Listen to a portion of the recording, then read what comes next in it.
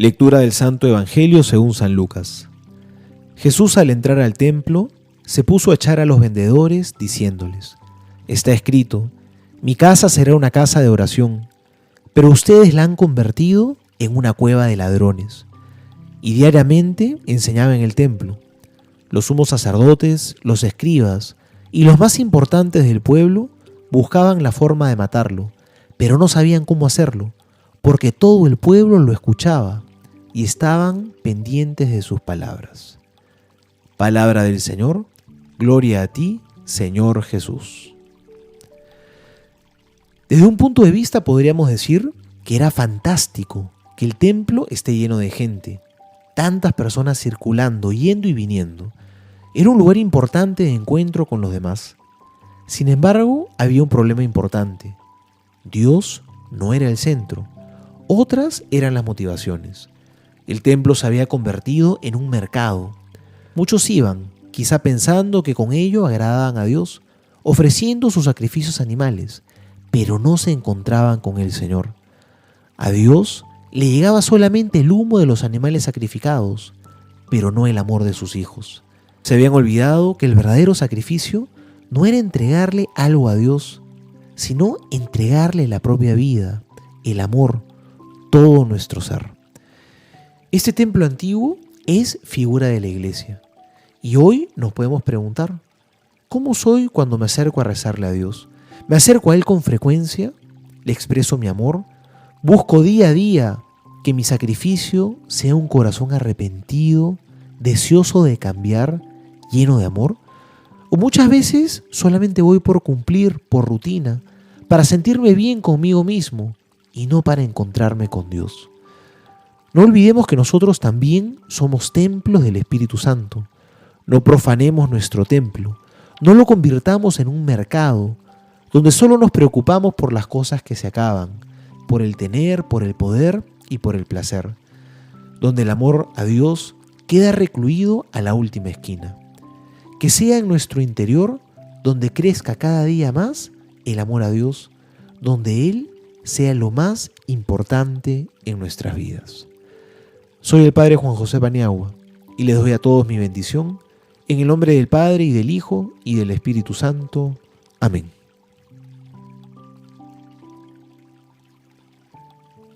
Oración a los santos ángeles.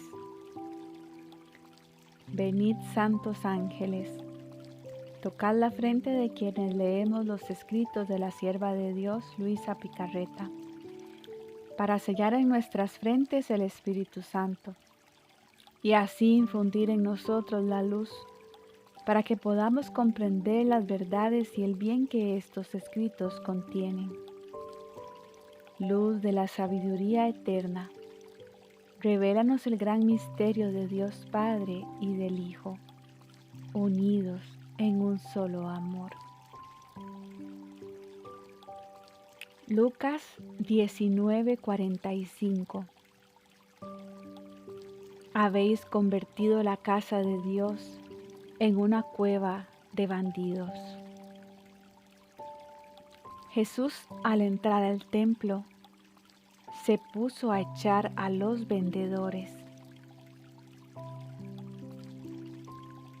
Actos que Jesús hizo en la redención, en mi vida pública.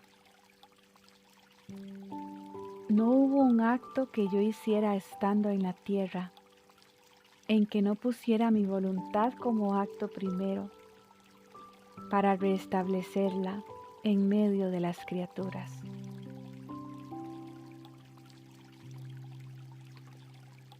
Volumen 20, 26 de octubre 1926. Cuando tomé las cuerdas para arrojar a los profanadores del templo. En todos los actos que hizo Jesús, su finalidad era el reino del fiat divino. Hija mía, mira cómo todos los actos que hice al redimir al hombre, aún mis mismos milagros que hice en mi vida pública, no eran otra cosa que llamar el reino del Fiat Supremo en medio de las criaturas. En el acto de hacerlos pedí a mi Padre Celestial que lo hiciera conocer y lo restableciera en medio de las generaciones humanas. Si daba la vista a los ciegos, mi primer acto era el de poner en fuga las tinieblas de la voluntad humana, causa primaria de la ceguera del alma y del cuerpo, y que la luz de la mía iluminara las almas de tantos ciegos, a fin de que obtuvieran la vista para mirar mi voluntad para amarla, a fin de que también sus cuerpos estuvieran exentos de perder la vista. Si daba el oído a los sordos, primero pedía a mi Padre que adquirieran el oído para escuchar las voces, los conocimientos, los prodigios de mi querer divino, a fin de que entrase en sus corazones como camino para dominarlos, a fin de que no más sordos existieran en el mundo, ni en el alma ni en el cuerpo. También cuando resucité a los muertos, pedía que resucitasen las almas en mi eterno querer. También aquellas putrefactas y vueltas más que cadáveres por la voluntad humana. Y cuando tomé las cuerdas para arrojar a los profanadores del templo, era a la voluntad humana que arrojaba, a fin de que entrase la mía, reinante y dominante, para que fuesen verdaderamente ricos en el alma y no más sujeto a pobreza natural. Y hasta cuando entré triunfante en Jerusalén, en medio de la muchedumbre, rodeado de honor y de gloria, era el triunfo de mi voluntad que establecía en medio de los pueblos. No hubo un acto que yo hiciera estando en la tierra en que no pusiera mi voluntad como acto primero para restablecerla en medio de las criaturas, porque era la cosa que más me importaba. Y si no fuera así, que en todo lo que obré y sufrí no hubiera tenido como acto primero el reino del Fiat Supremo para restablecerlo en medio de las criaturas. Mi venida a la tierra hubiera traído a las generaciones humanas un bien a la mitad, no completo, y la gloria de mi Padre Celestial no habría sido completamente reintegrada por mí, porque mi voluntad es principio de todo bien, es finalidad única de la creación y redención. Por lo tanto, es fin de cumplimiento de todas nuestras obras. Así que sin ella nuestras obras más bellas quedan comenzadas y sin cumplimiento, porque es ella solo la corona de nuestras obras y el sello que nuestra obra está cumplida. He aquí por esto, que por honor y gloria de la misma obra de la redención, debía tener como acto primero la finalidad del reino de mi voluntad. ¿Quién es el templo de Dios? La divina voluntad, templo del alma. Volumen 33, 12, 11 de marzo 1934. Oh, la gran diferencia entre la criatura templo de Dios y entre Dios templo del alma. Mi pequeña hija de mi querer, es verdad que quien vive en nuestra voluntad la pone en soledad y la reduce al silencio. Tú debes saber que cada criatura es un trabajo nuevo y distinto que tenemos que hacer, y por eso nuevas cosas que decir. Y si no vive en nuestro querer, sentimos que aquella criatura está lejana de nosotros, porque su voluntad no está en la nuestra. Por eso por parte de ella nos sentimos solos, impedidos en nuestro trabajo. Y si quisiéramos hablar, es como si quisiéramos hablar a los sordos, a los mudos. Por eso quien no vive en nuestro querer es nuestra cruz. Nos impide el paso, nos ata los brazos, echa por tierra nuestras obras más bellas. Y yo que soy el Verbo me reduzco al silencio. Ahora, tú debes saber que el alma en gracia es el templo de Dios. Pero cuando el alma vive en nuestra voluntad, Dios se hace templo del alma. Y, oh, la gran diferencia entre la criatura templo de Dios y entre Dios templo del alma. El primero es un templo expuesto a los peligros, a los enemigos sujeto a pasiones. Muchas veces nuestro ente supremo se encuentra en estos templos como en los templos de piedra, no cuidado, no amado como conviene. Y la pequeña lamparita de su amor continuo que debía tener como homenaje a su Dios que reside en ella, sin el aceite puro, está apagada. Y si jamás sea, cae en pecado grave. Nuestro templo se derrumba y queda ocupado por ladrones, nuestros enemigos y suyos, que lo profanan y de él hacen masacre. El segundo templo, es decir, Dios, templo del alma, no está expuesto a peligros. Los enemigos no pueden acercarse. Las pasiones pierden la vida. El alma, en este nuestro templo divino, es como la pequeña hostia que tiene consagrado en ella a su Jesús, la cual con el amor perenne que toma recibe y se alimenta. Forma la lámpara viva que siempre arde, sin que jamás se apague. Este nuestro templo ocupa su puesto real, su querer completo, y es nuestra gloria y nuestro triunfo. Y la pequeña hostia, ¿qué hace en este nuestro templo?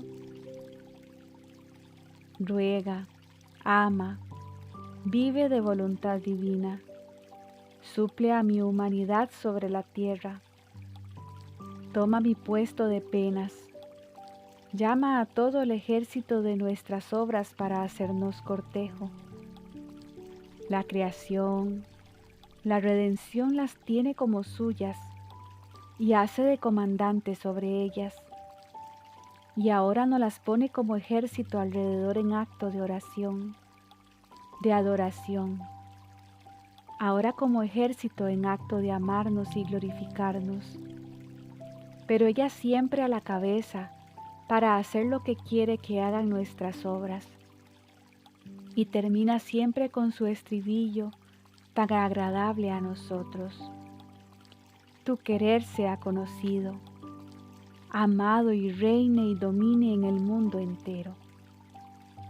Así que todas las ansias, los suspiros, los intereses, las premuras, las plegarias de esta pequeña hostia que vive en nuestro templo divino son: que nuestro fiat abrace a todos, haga a un lado todos los males de las criaturas, y con su soplo omnipotente se haga lugar en los corazones de todos para hacerse vida de cada criatura.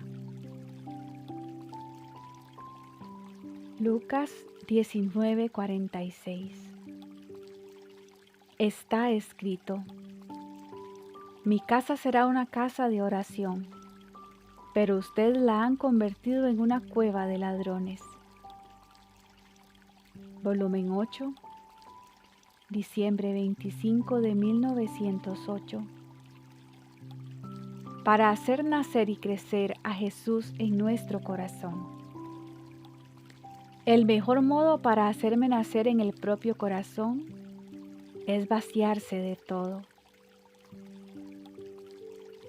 Encontrándome en mi habitual estado, estaba deseando al niño Jesús, y después de mucho esperar se ha hecho ver en mi interior como pequeño niño, y me decía: hija mía, El mejor modo para hacerme nacer en el propio corazón es vaciarse de todo, porque encontrando el vacío puedo poner en él todos mis bienes.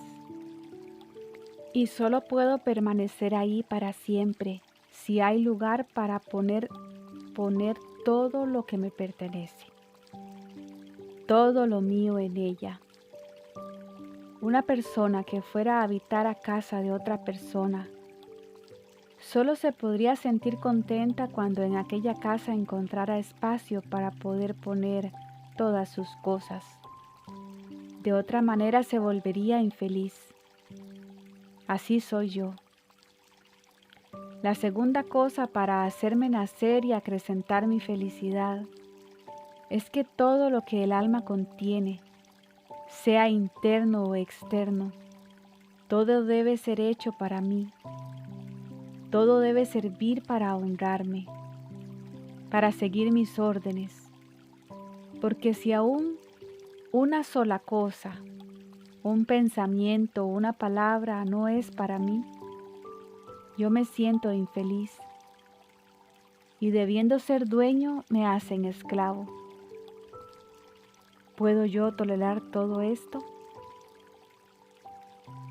La tercera cosa es amor heroico, amor engrandecido, amor de sacrificio.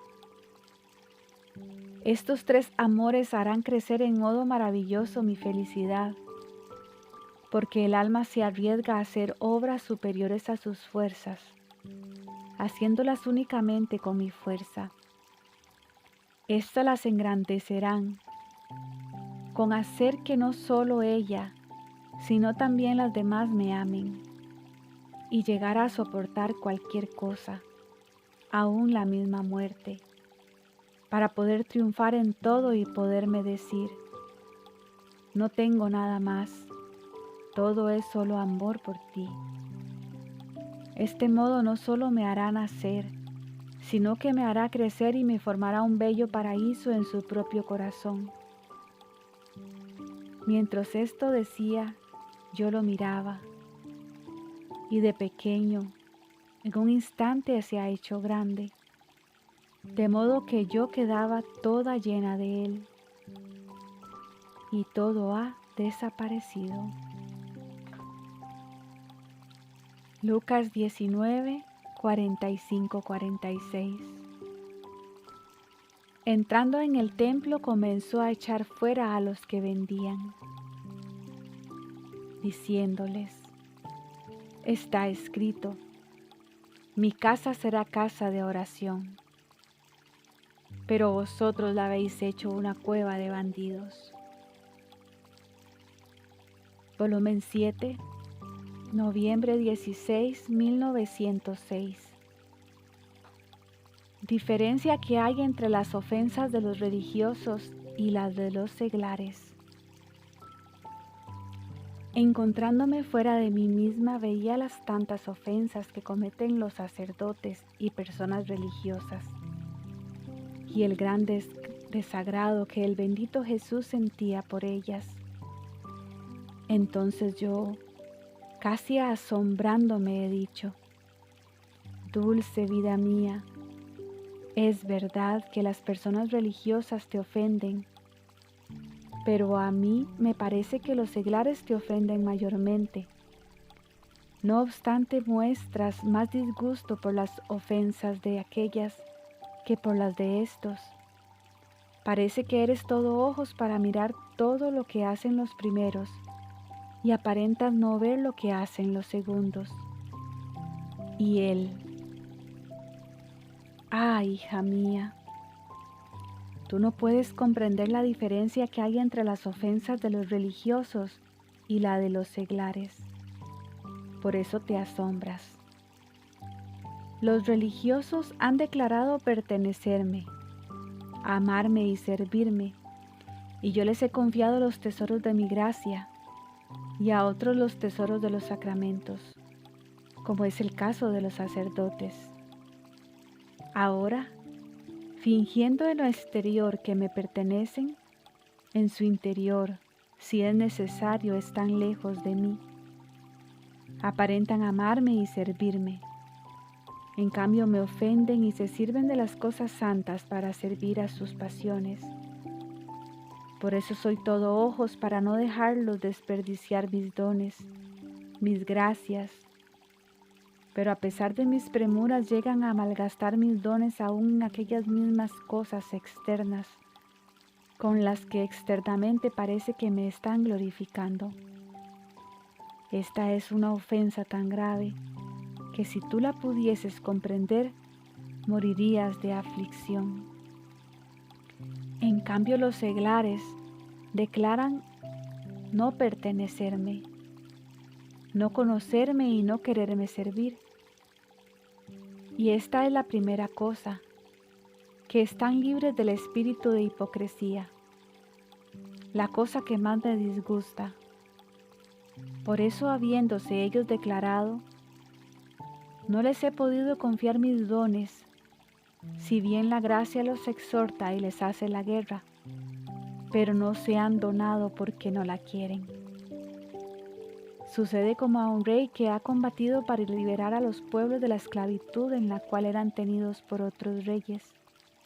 A fuerza de sangre ha logrado liberar a una parte de aquellos pueblos y los ha puesto bajo su dominio, proveyéndolos de todo, y si fuera necesario, haciéndolos habitar su misma habitación.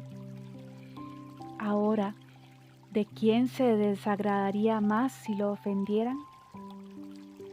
De aquellos pueblos que han quedado lejanos de él, que también quería liberar, o de aquellos que viven con él.